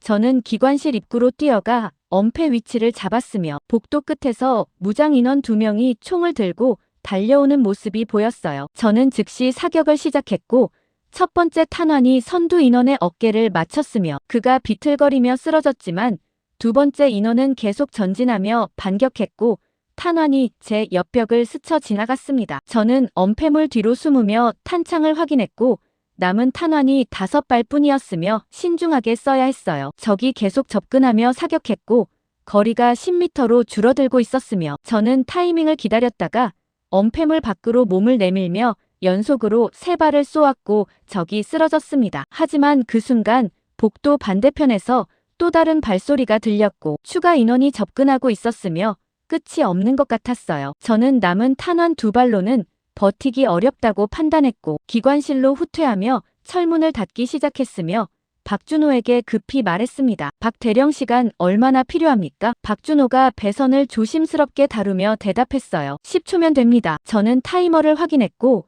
6초가 남아 있었으며 박준호 작업이 끝나기 전에 타이머가 먼저 끝날 수도 있었고 상황이 극도로 촉박했습니다. 외부에서 적들이 문을 두드리기 시작했고 총격으로 문을 뚫으려 하고 있었으며 탄환이 철문에 박히는 소리가 들렸어요. 저는 문 옆에 서서 권총을 들고 마지막 방어 준비를 했고 박준호는 여전히 배선 작업에 집중하고 있었으며 그의 손이 떨림없이 움직이고 있었습니다. 타이머가 3초를 표시했고 박준호가 빨간색 배선에 도구를 대기 시작했으며 2초가 남았고 외부에서 문이 흔들리기 시작했으며 1초가 남았고 박준호가 배선을 끊는 순간 타이머가 멈췄습니다. 저는 그 장면을 보며 숨을 내쉬었습니다. 타이머가 정지했고 폭발은 막았으며 박준호가 해냈어요. 하지만 그 순간 외부에서 문이 완전히 열리기 시작했고 적들이 안으로 돌입하려 하고 있었으며 저는 남은 탄환 2발로 사격했지만 적은 여전히 밀고 들어오고 있었고 더 이상 막을 수단이 없었습니다. 박준호가 급히 일어나며 말했어요. 즉시 이탈합니다. 저는 그와 함께 기관실 반대편 출구로 뛰어갔고 복도를 따라 갑판으로 향하는 계단을 올라가기 시작했으며 뒤에서 총격이 계속되고 있었고 탄환이 벽을 스쳐 지나갔어요. 저는 헬기 조종사에게 무전으로 급히 외쳤습니다. 즉시 갑판 복귀하고 이탈 준비하십시오. 조종사가 대답했습니다. 이해했고 30초 안에 도착합니다. 저는 박준호와 함께 계단을 올라 갑판에 도착했고 하늘에서 헬기 2대가 빠르게 접근하고 있었으며 로프가 내려오기 시작했어요. 저는 로프를 잡고 올라가기 시작했고 박준호도 옆 로프를 잡았으며 우리는 갑판에서 이탈하기 시작했지만 아래에서 무장 인원들이 갑판으로 쏟아져 나오며 사격을 시작했습니다. 탄환이 헬기 동체를 스쳤고 조종사가 급히 고도를 올리기 시작했으며 저는 로프에 매달린 채 유조선이 멀어지는 모습을 보고 있었어요. 헬기 내부로 끌어올려진 저는 좌석에 앉아 숨을 고르기 시작했고 박준호도 옆 헬기에서 무사히 탑승한 모습이 보였으며 우리는 살아남았습니다. 저는 함대에 무전으로 보고했어요. 기폭장치 제거 완료했고 유조선 폭발 위험 해제됐습니다. 부함장이 안도한 목소리로 대답했습니다. 확인했고 유조선 속도 완전 정지 상태 진입했으며 함대 충돌 회피 성공했습니다. 저는 화면으로 유조선을 확인했고 선체가 바다 한가운데 멈춰 있었으며 함대와의 거리는 500m 정도 유지되고 있었고 충돌은 완전히 피한 상태였어요. 저는 박준호에게 무전으로 말했습니다. 박 대령 덕분에 살았습니다. 박준호가 침착하게 대답했어요. 공동작전이었고 함께 해냈습니다. 헬기가 함대로 복귀하기 시작했고 저는 아래로 보이는 사바라노를 보며 생각했습니다. 민간인 승무원은 아직 선체 안에 남아있었고 구조작전이 필요했으며 이후 처리는 함대가 맡을 거였어요. 하지만 저는 동시에 불안했습니다. 유조선 자폭 공격을 막았지만 이게 끝이 아니라는 직감이 들었고 이란 혁명수비대 강경파는 계속 새로운 공격을 준비하고 있을 거였으며 다음에는 더 위험한 시도가 올 거라는 예감이 들었어요. 헬기가 함미에 착륙했고 저는 내려서 함교로 복귀하기 시작했으며 병사들이 저를 보며 안도한 표정을 지었고 부함장이 다가와 악수를 청했습니다. 저는 그 악수를 받으며 상황실로 들어갔고 레이더 화면을 확인했으며 주변 해역이 조용했고 추가 위협 신호는 포착되지 않고 있었어요. 하지만 정보 분석관이 제게 다가와 조심스럽게 말했습니다. 소령님, 신호 분석 결과 이번 유조선 공격이 단순 자폭 시도가 아니라 해협 봉쇄를 위한 연속 작전의 일부로 확인됐습니다. 저는 그 보고를 듣고 화면을 받고 분석 데이터가 나타나기 시작했으며 유조선 공격 이전에 다른 소형 선박들도 동일한 패턴으로 움직였다는 기록이 있었고 이건 계획된 단계적 작전이었어요. 분석관이 계속 설명했습니다. 첫 번째 파도는 고속정과 드론이었고 두 번째는 미사일이었으며 세 번째가 유조선 자폭이었고 패턴상 네 번째 공격도 준비 중일 가능성 높습니다. 저는 그 분석을 듣고 깨달았습니다. 우리는 첫 번째 파도만 막은 셈이었고 전쟁은 계속될 거였으며 기존 전술로는 이 연속 공격을 끝낼 수 없었어요. 저는 즉시 보고서 작성을 시작했고 지난 20시간 동안의 교전 경과를 정리하기 시작했으며 USS 포터 격침부터 드론 대규모 공격과 유조선 자폭 시도까지 모든 데이터를 기록했습니다. 저는 보고서 마지막 줄의 결론을 적기 시작했고 키보드를 두드리며 신중하게 문장을 만들었어요. 기존 방공 체계와 대응 전술로는 이란 혁명수비대 강경파의 연속 공격을 방어할 수 없으며 작전 방식 근본적 재검토 필요함. 저는 그 문장 아래에 한 줄을 더 추가했습니다. 한국 해군 박준호 대령의 기술 지원과 현장 판단 없이는 함대 보존 불가능했을 것으로 판단됨. 저는 그 문장을 적으며 처음 박진우의 경고를 무시했던 순간을 떠올렸고 박준호의 데이터를 검증하지 않았던 회의실을 생각했으며 제가 얼마나 오만했는지 깨달았고 한국 측 판단을 계속 무시했다가 거의 함대 전체를 잃을 뻔했다는 사실을 인정했으며 보고서를 저장하고 상부로 전송하는 순간 제 확신이 완전히 무너졌다는 걸 받아들이고 있었습니다. 저는 보고서를 상부로 전송한 직후 즉시 조타실 재확보 작전을 준비하기 시작했고 사바라노가 여전히 바다 한가운데 정지해 있었으며 민간인 승무원 구조와 선체 안전 확보를 위해 추가 투입이 필요했습니다. 저는 부함장에게 구조팀 편성을 지시했고 의무병과 폭발물 처리반을 포함한 12명 규모 팀이 준비되기 시작했으며 헬기 2대가 재투입 대기 상태로 들어갔어요. 그런데 정확히 그 순간 레이더 담당 병사가 급히 소리쳤습니다. 소령님, 미사일 신호 포착됐고 산발입니다. 저는 즉시 화면을 전환했고 북쪽에서 작은 점 3개가 빠르게 접근하고 있었으며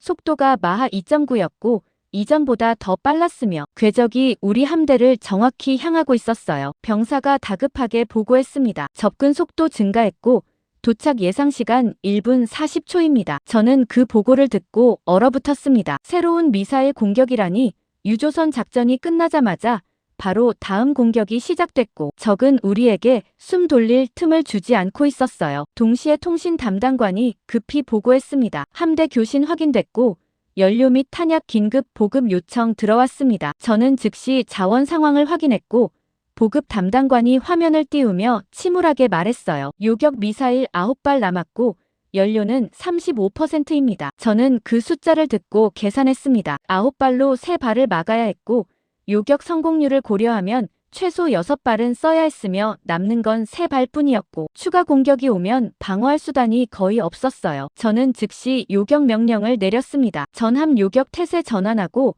미사일 3발 동시 발사 준비하십시오. 무기 통제반이 긴장한 목소리로 대답했습니다. 요격 미사일 장전 완료했고 발사 대기 중입니다. 저는 타이밍을 계산하며 화면을 응시했고 적 미사일이 10km 지점까지 접근했으며 발사 명령을 내렸어요. 요격 미사일 3발이 연속으로 발사됐고 하얀 연기를 뿜으며 상승했으며 적 미사일을 향해 빠르게 돌진하기 시작했고 저는 화면으로 궤적을 추적하기 시작했습니다. 첫 번째 요격 미사일이 선두적 미사일을 향해 접근했고 충돌 직전 궤적이 미묘하게 틀어지며 빗나갔으며 폭발했지만 적 미사일은 여전히 살아남아 접근하고 있었어요. 저는 그 장면을 보며 불안했습니다. 첫 요격이 실패했고 남은 요격 미사일로 3발을 모두 막아야 했으며 성공률이 낮아지고 있었어요. 두 번째 요격 미사일이 두 번째 적 미사일을 향해 돌진했고 이번에는 정확히 명중하며 공중에서 폭발이 일어났으며 적 미사일이 격추됐지만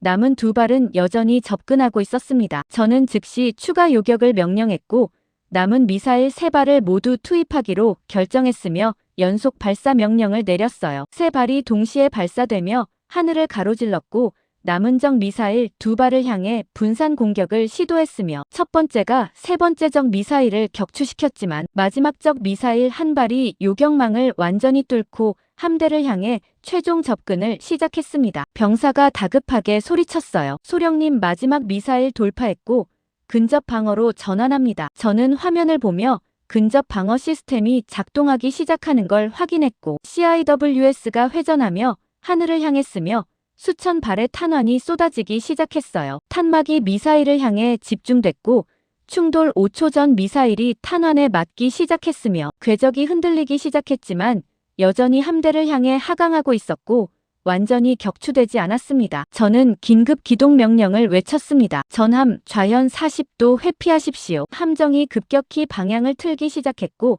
미사일이 우리 함정을 스쳐 지나가며 해수면으로 떨어졌으며 충돌 직전 폭발이 일어났고 충격파가 함체를 강하게 흔들었어요. 저는 난간을 붙잡고 균형을 유지했고 화면으로 피해 상황을 확인했으며 한미 일부에서 작은 화재가 발생했지만 치명적이지 않았고 진압 가능한 수준이었습니다. 부함장이 보고했어요. 한미 화재 발생했고 진압반 투입 중입니다. 저는 고개를 끄덕였지만 동시에 남은 요격 미사일을 확인했고 3발뿐이었으며 추가 공격이 오면 방어가 거의 불가능하다는 사실을 깨달았어요. 그때 정보 분석관이 제게 다가와 급히 말했습니다. 소령님, 신호 분석 완료했고 공격 근원지 특정됐습니다. 저는 즉시 화면을 확인했고 이란 해안 북쪽 특정 지점이 표시되고 있었으며 모든 미사일과 드론 공격이 그곳에서 시작됐다는 데이터가 나타났어요. 분석관이 계속 설명했습니다. 해당 지점은 혁명수비대 강경파 비공식 기지로 추정되고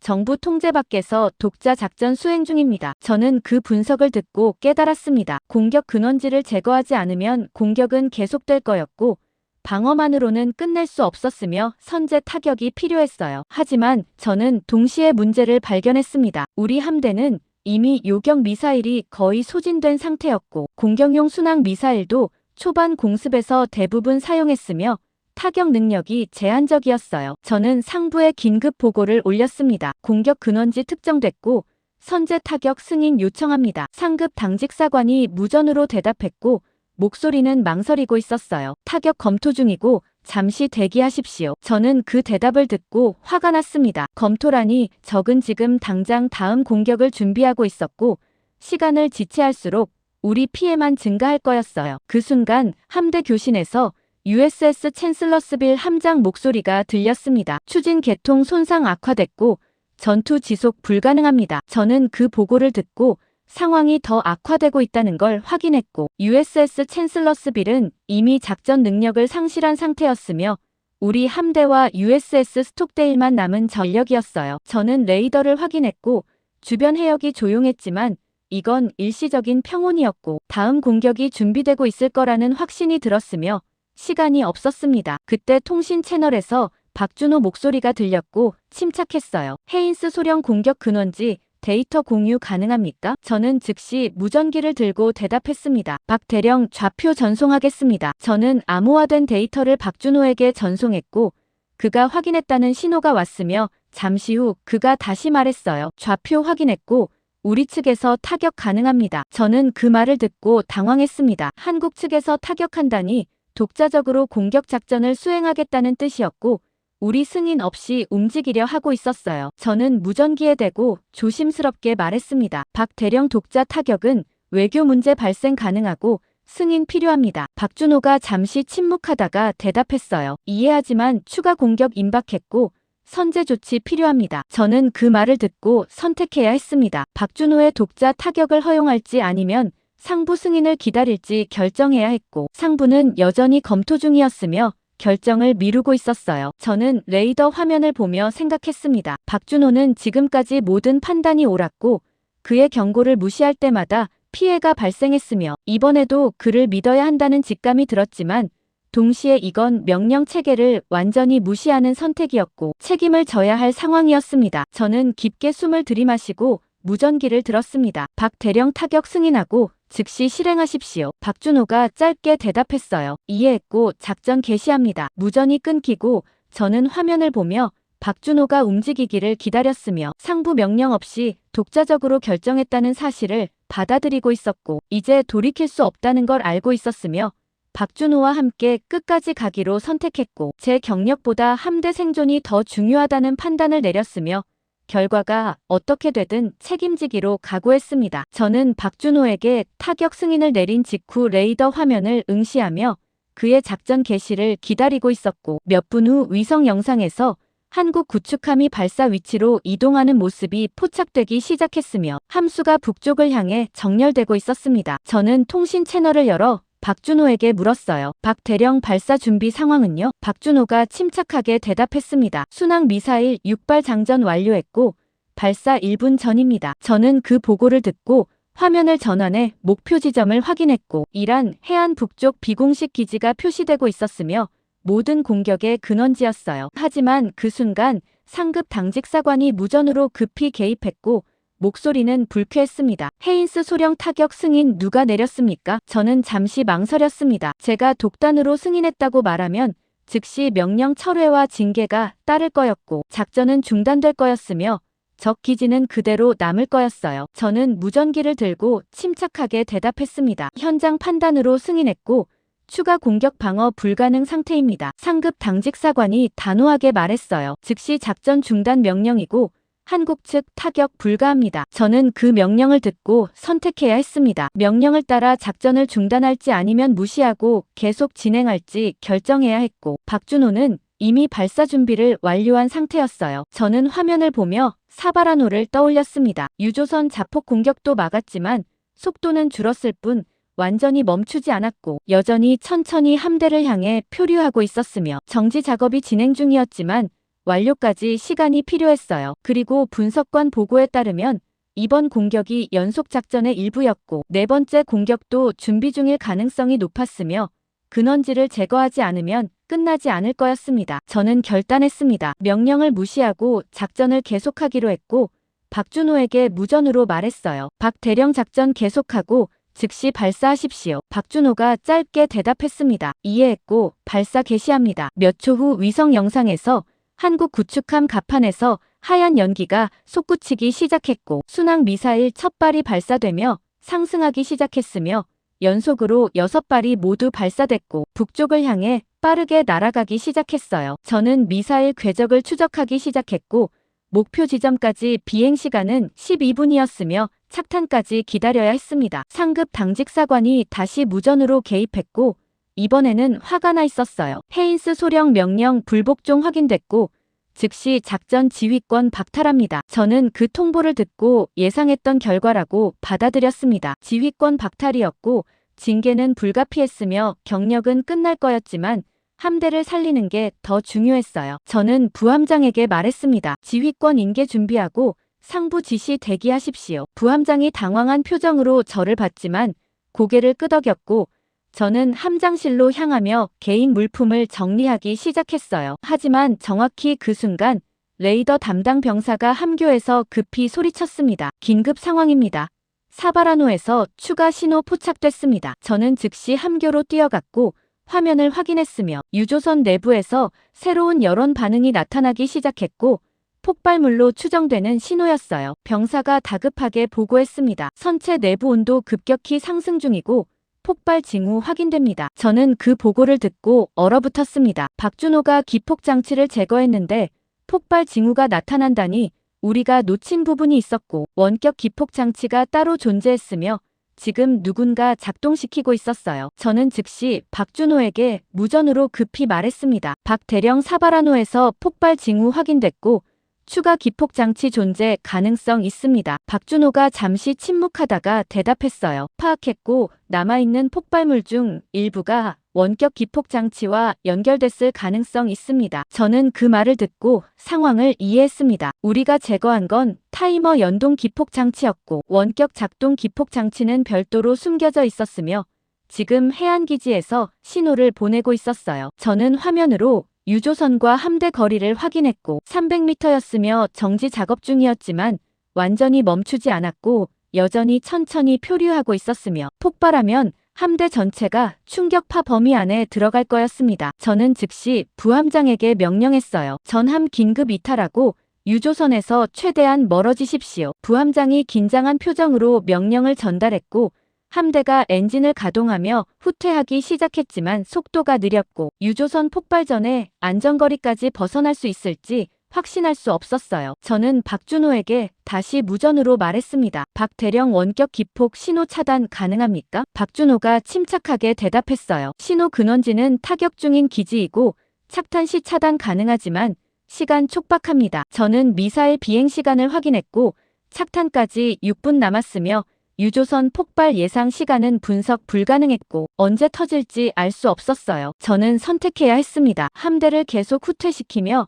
미사일 착탄을 기다릴지 아니면 다시 유조선에 투입해 원격 기폭 장치를 직접 제거할지 결정해야 했고 후자는 극도로 위험했지만 확실했어요. 저는 박준호에게 물었습니다. 직접 제거 가능합니까? 박준호가 잠시 침묵하다가 대답했습니다. 가능하지만 폭발 직전 상태이고 실패 시 즉시 폭발합니다. 저는 그 경고를 듣고도 결단했습니다. 헬기 재투입하고 직접 제거 시도합니다. 부함장이 급히 말했어요. 소령님 지휘권 박탈 상태이고 작전 권한 없습니다. 저는 그를 보며 단호하게 말했습니다. 권한 없어도 함대 지킬 수 있고 책임은 제가 집니다. 저는 헬기로 뛰어가며 조종사에게 즉시 이륙 명령을 내렸고 박준호도 동시에 헬기 투입 준비에 들어갔으며 우리는 다시 폭발 직전의 유조선으로 향하기 시작했어요. 헬기가 이륙하며 상승했고 아래에서 함대가 천천히 후퇴하는 모습이 보였으며 사바라노는 여전히 바다 한가운데 떠 있었고 선체에서 연기가 피어오르기 시작했으며 내부 온도가 계속 상승하고 있다는 증거였습니다. 저는 통신 장비를 확인하며 박준호에게 말했어요. 박 대령 진입 경로 조율 필요합니다. 박준호가 대답했습니다. 선체 후방부로 진입하고 기관실 인근 확인 필요합니다. 헬기 2대가 유조선을 향해 빠르게 접근했고 갑판 위로 하강하기 시작했으며 아래에서 열기가 올라오는 게 느껴졌고 선체가 언제 폭발해도 이상하지 않은 상태였어요. 저는 좌석에서 안전벨트를 풀며 착륙 준비를 했고 손에 권총과 폭발물 처리 도구를 쥐었으며 갑판에 닿는 순간 즉시 뛰어내렸고 박준호도 반대편에서 착륙했으며 우리는 다시 선체 내부로 진입하기 시작했고 복도는 이전보다 더 뜨거웠고 연료 냄새가 진했으며 폭발 직전이라는 직감이 들었습니다. 저는 박준호와 함께 기관실로 향하며 남은 폭발물 위치를 확인하기 시작했고 그의 단말기에 숨겨진 기폭장치 위치가 표시되기 시작했으며 선체 깊숙한 곳에 설치되어 있었고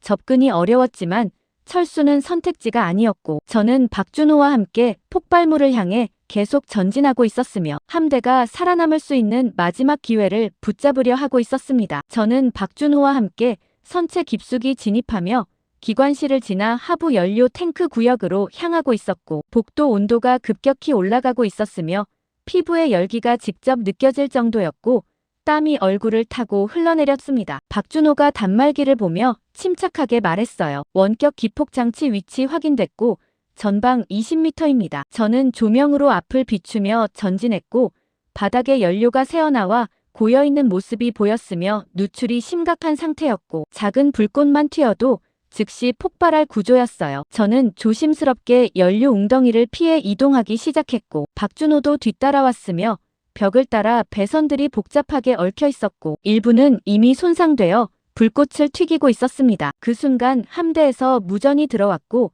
부함장이 다급하게 말했어요. 소령님, 선체 내부 온도 섭씨 80도 돌파했고 폭발 임박했습니다. 저는 그 보고를 듣고 시간이 거의 없다는 걸 확인했고 남은 시간은 1분도 되지 않을 거였으며 빨리 움직여야 했어요. 저는 박준호에게 급히 물었습니다. 정확한 위치는요? 박준호가 단말기를 조작하며 전방을 가리켰습니다. 저 문 너머이고 연료 탱크 바로 옆입니다. 저는 그가 가리킨 철문을 확인했고 손잡이를 잡아 열려고 했지만 뜨거워서 맨손으로 만질 수 없었으며 장갑을 끼고 강제로 밀어 열었어요. 문이 열리자 내부에서 뜨거운 공기가 쏟아져 나왔고 시야가 흐려질 정도로 열기가 강했으며 연료 탱크가 바로 앞에 보였고 그 옆에 작은 장치 하나가 부착되어 있었습니다. 박준호가 즉시 장치 쪽으로 다가가며 분석을 시작했고 단말기로 회로를 스캔했으며 화면에 복잡한 구조가 나타났어요. 그가 조심스럽게 말했습니다. 원격 기폭 장치 맞고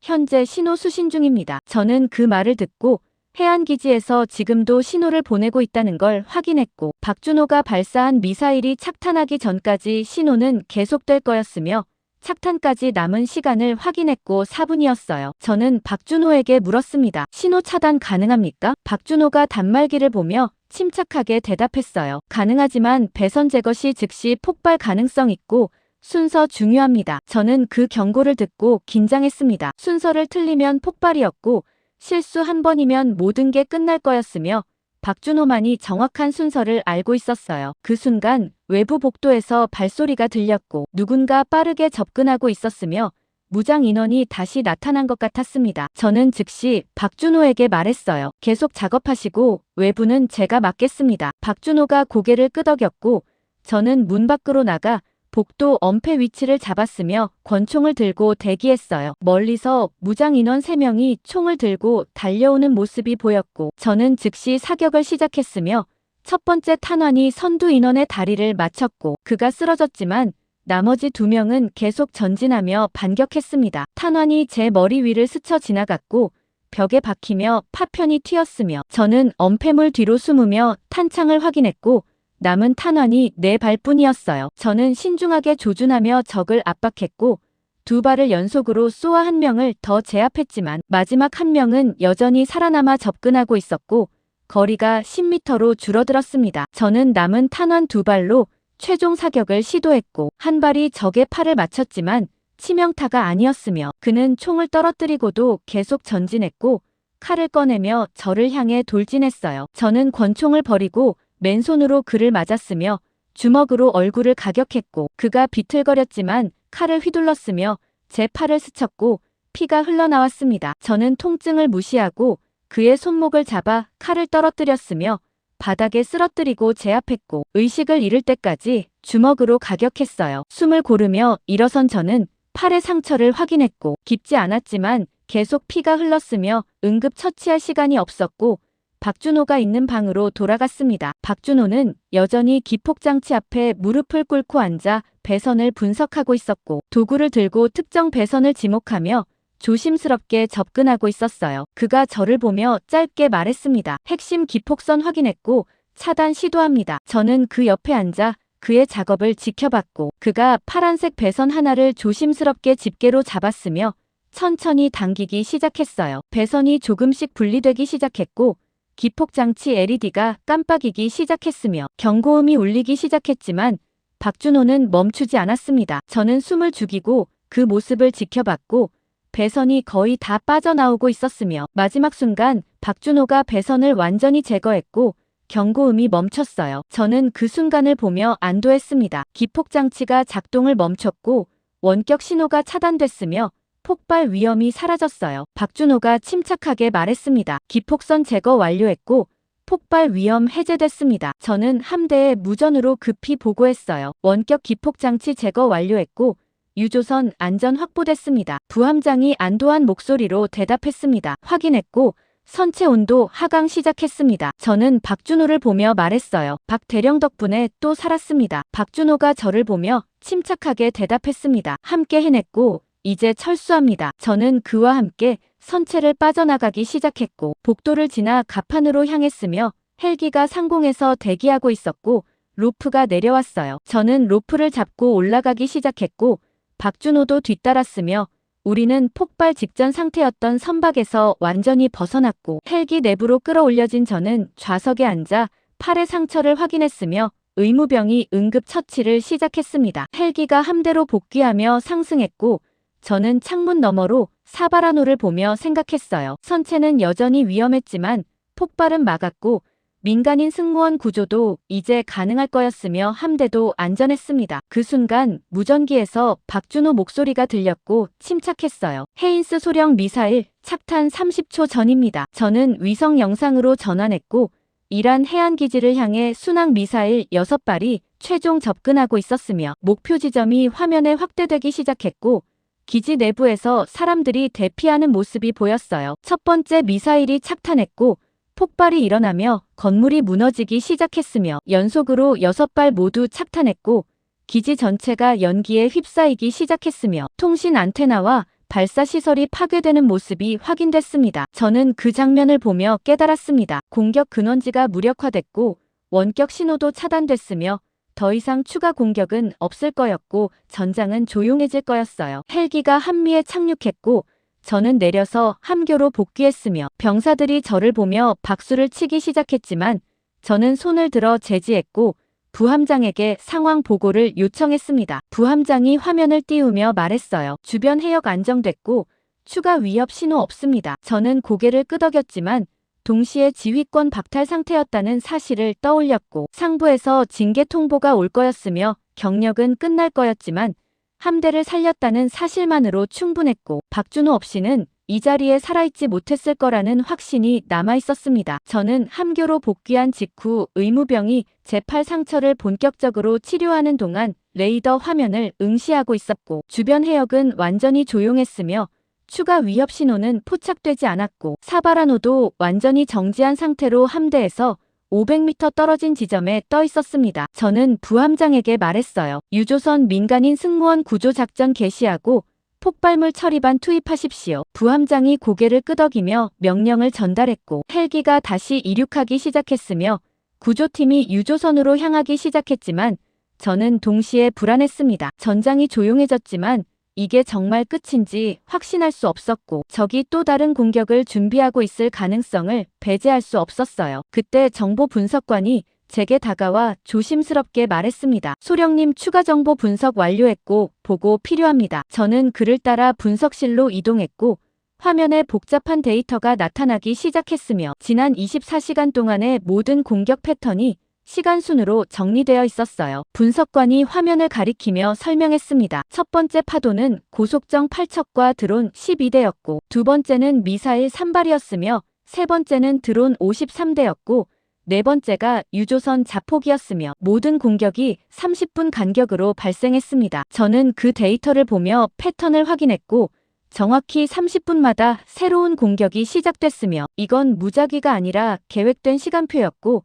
누군가 설계한 연속 작전이었어요. 분석관이 계속 말했습니다. 마지막 공격 종료 후 40분 경과했고 패턴상 5번째 공격 예상 시각 이미 지났습니다. 저는 그 말을 듣고 깨달았습니다. 5번째 공격이 오지 않았고 박준호가 타격한 해안기지가 공격 지휘 중추였으며 그곳이 무력화되면서 연속 작전 자체가 중단된 거였어요. 저는 화면을 보며 생각했습니다. 이번 공격이 단순 자폭 시도가 아니라 해협 봉쇄를 위한 연속 작전의 일부였다는 초기 분석이 정확했고 우리는 첫 번째 파도만 막은 게 아니라 전체 작전 구조를 파악하고 근원지를 제거했으며 그래서 전장이 조용해진 거였어요. 저는 즉시 최종 보고서 작성을 시작했고 컴퓨터 앞에 앉아 키보드를 두드리기 시작했으며 작전 경과 전체를 정리하기 시작했습니다. 첫 번째 미사일 공격에서 USS 포터 격침부터 고속정 추적 실패와 드론 대규모 공격까지 순서대로 기록했고 유조선 자폭 시도와 원격 기폭 장치 제거까지 모든 과정을 상세히 적었어요. 저는 보고서 중간 부분에 핵심 결론을 적기 시작했습니다. 이란 혁명 수비대 강경파는 해협 봉쇄를 위한 단계적 연속 작전을 수행했고 고속정과 드론과 미사일과 자폭 유조선을 조합한 다층 공격 구조를 운용했으며 기존 미 해군 방공 체계와 대응 전술로는 방어 불가능했음. 저는 그 문장을 적으며 박준호가 회의실에서 경고했던 3분이라는 수치를 떠올렸고 그의 분석이 정확했다는 사실을 다시 한번 확인했으며 우리가 그 경고를 무시했다가 USS 포터를 잃었다는 사실을 기록했어요. 저는 보고서 마지막 부분에 작전 방식 재검토 필요성을 강조하기 시작했고 현재 교전 규칙과 방어 체계로는 비대칭 공격에 취약하며 연합 작전 강화와 실시간 정보 공유 체계 구축이 필수라고 적었습니다. 그리고 마지막 문단을 작성하기 시작했어요. 한국 해군 박준호 대령과 박진우, 소령의 기술 지원과 현장 판단이 없었다면 함대 보조는 불가능했을 것으로 판단되며 초기 경고 단계에서 한국 측 데이터를 검증하고 수용했다면 USS 포터 격침을 포함한 주요 피해를 예방할 수 있었을 것으로 평가됨. 저는 그 문장을 적으며 처음 박진우가 무전으로 경고했던 순간을 떠올렸고 지금 방식으론 전부 맞는다는 그의 말을 무시했던 제 오만함을 인정했으며 회의실에서 박준호의 3분 데이터를 과장으로 치부했던 장성들의 태도를 기록했어요. 저는 보고서를 저장하고 상부로 전송했으며 이 보고서가 제 경력에 어떤 영향을 미칠지 알 수 없었지만 사실을 기록하는 게 제 책임이라고 판단했고 박준호의 이름을 명확히 적는 것이 최소한의 예의라고 생각했습니다. 전송이 완료된 직후 통신 채널에서 박준호 목소리가 들렸고 침착했어요. 헤인스 소령 작전 종료 확인했고 귀환 준비합니다. 저는 즉시 무전기를 들고 대답했습니다. 박 대령, 이번 작전 감사하고 함께 싸울 수 있어서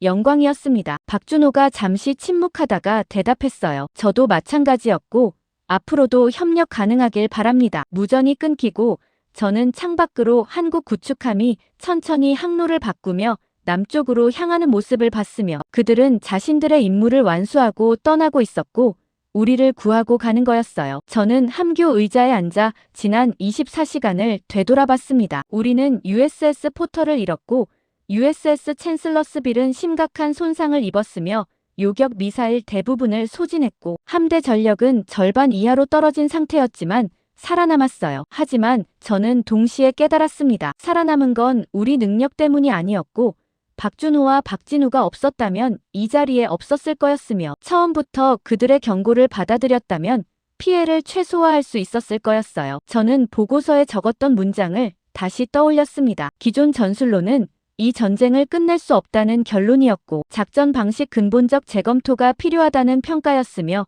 한국 측 판단 없이는 함대 보존이 불가능했다는 인정이었어요. 저는 그 문장들을 떠올리며 제 확신이 완전히 무너졌다는 사실을 받아들였고 처음 박진우의 경고를 무시했을 때의 오만함을 후회했으며 박준호의 데이터를 검증하지 않았던 회의실에서의 선택을 반성했습니다. 부함장이 제게 다가와 조심스럽게 말했어요. 소령님, 상부에서 통신 들어왔습니다. 저는 헤드셋을 착용했고 상급 당직사관 목소리가 들렸으며 예상과 달리 차갑지 않았어요. 헤인스 소령 보고서 확인했고 작전 경과 이해했으며 지휘권 박탈 철회합니다. 저는 그 말을 듣고 놀랐습니다. 철회라니 징계를 예상했는데 오히려 복권됐고 상부가 제 판단을 인정한 거였어요. 상급 당직사관이 계속 말했습니다. 독단적 결정은 문제지만 결과적으로 함대를 보존했고 추가 검토 후 최종 결정하겠습니다. 무전이 끊기고 저는 헤드셋을 벗었습니다. 징계가 완전히 사라진 건 아니었지만